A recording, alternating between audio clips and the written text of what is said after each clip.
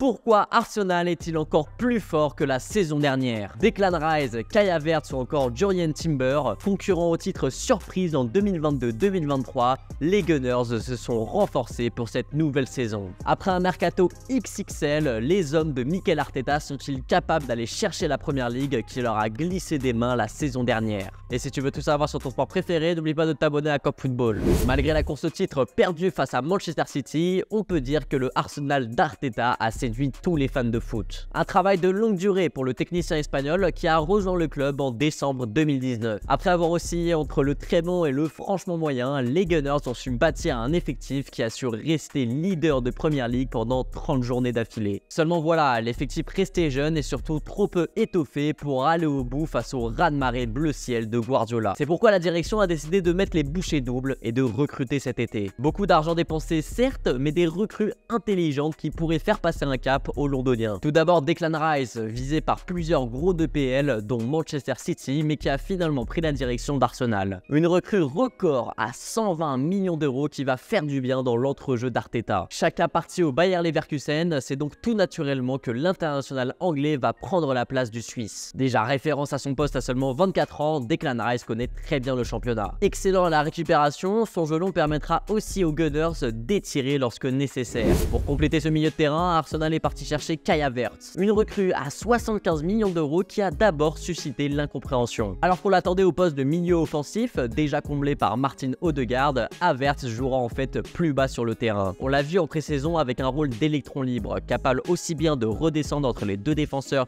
pour faciliter la relance que de venir épauler les attaquants et même de se présenter dans la surface pour marquer. Forcé à jouer numéro 9 chez les Blues, l'Allemand pourra à nouveau faire parler sa créativité chez le voisin. Et son talent permettra de déresponsabiliser Martin Odegaard dont la création dépendait.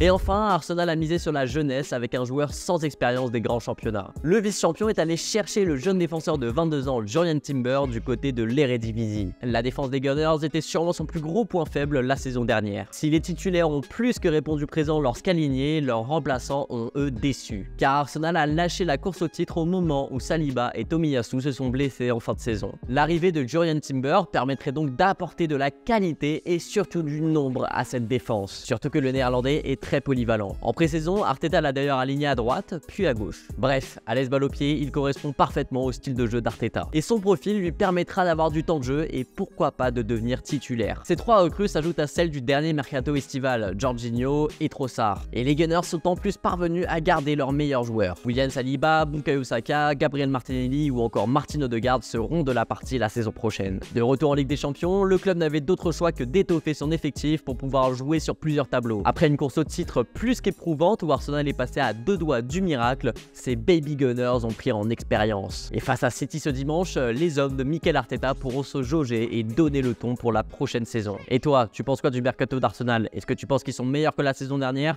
Dis-le moi en commentaire.